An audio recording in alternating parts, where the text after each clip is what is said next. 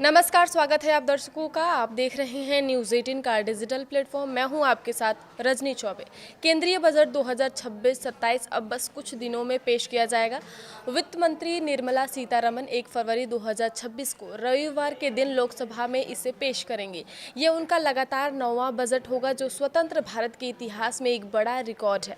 इससे पहले मोरारजी देसाई ने सबसे ज़्यादा 10 बार बजट पेश किया था, जिनमें से 8 पूर्ण बजट जबकि 2 अंतरिम बजट थे। सबसे खास बात यह है कि आज़ादी के बाद पहली बार कोई बजट रविवार को पेश हो रहा है, जो काफ़ी ऐतिहासिक घटना मानी जा रही है। पहले भी कभी-कभी शनिवार को बजट आया था, जैसे 2015 और 2016 में अरुण जेटली ने पेश किया था, लेकिन रविवार का यह पहला मौका है। इस बार बजट से आम जनता से लेकर इंडस्ट्री के अलग-अलग एक्सपर्ट्स को कई सारी उम्मीदें हैं। किसानों को पीएम किसान, फसल बीमा और सिंचाई योजनाओं में ज़्यादा पैसे मिलने की आस है। उद्योग जगत को ग्रोथ के लिए पॉलिसी सपोर्ट, टैक्स में आसानी और मैन्युफैक्चरिंग को बढ़ावा देने वाले ऐलान की उम्मीद है। यह बजट देश की अर्थव्यवस्था को मजबूत बनाने और आम आदमी की जिंदगी आसान करने वाला हो सकता है।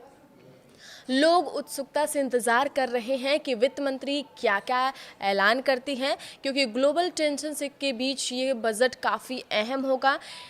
इनकम टैक्स स्लैब आसान होने और छूट बढ़ने की उम्मीद जताई जा रही है। जी हाँ, प्लस कैश के फाउंडर और सीईओ प्रवर कुमार के अनुसार बजट 2026 को लेकर काफ़ी उम्मीदें हैं।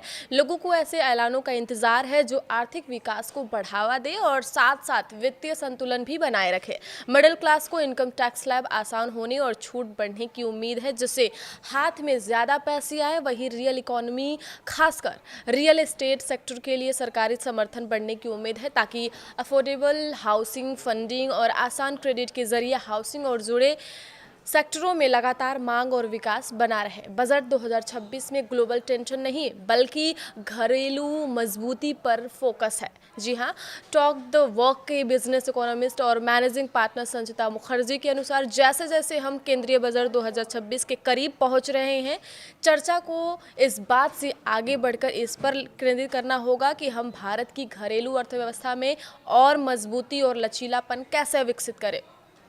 वैश्विक टैरिफ, व्यापार युद्ध और भू राजनीतिक परिस्थितियां काफ़ी हद तक हमारे नियंत्रण से बाहर है, लेकिन हमारी आंतरिक नीतिगत प्रतिक्रिया पूरी तरह हमारे हाथों में है। इसलिए बजट का फोकस वैश्विक अस्थिरता पर प्रतिक्रिया देने के बजाय घरेलू बुनियादी ढांचे को सुदृढ़ करने पर होना चाहिए। एक प्रमुख प्राथमिकता यह होनी चाहिए कि हाल के वर्षों में सरकार द्वारा किए गए बड़े सार्वजनिक पूंजीगत व्यय को निजी निवेश के लिए एक मजबूत आकर्षण में बदला जाए। इसके लिए असेंबली आधारित विकास से आगे बढ़कर गहन विनिर्माण और उच्च घरेलू मूल्य संवर्धन की ओर कदम बढ़ाना आवश्यक है।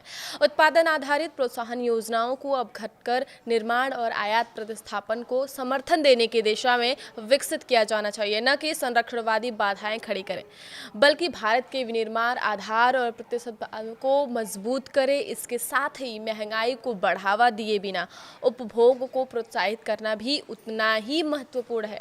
मानक कटौती में वृद्धि और होम लोन पर ब्याज सीमा बढ़ाने जैसे व्यावहारिक कदम मध्यम वर्ग के हाथों में अधिक खर्च योग्य आय दे सकते हैं, जिससे आवास, उपभोक्ता वस्तुओं और सेवाओं जैसे क्षेत्रों में स्वाभाविक रूप से मांग बढ़ेगी ही बढ़ेगी। आगे की खबरों के लिए आप देखते रहिए न्यूज़ 18 का डिजिटल प्लेटफॉर्म। धन्यवाद।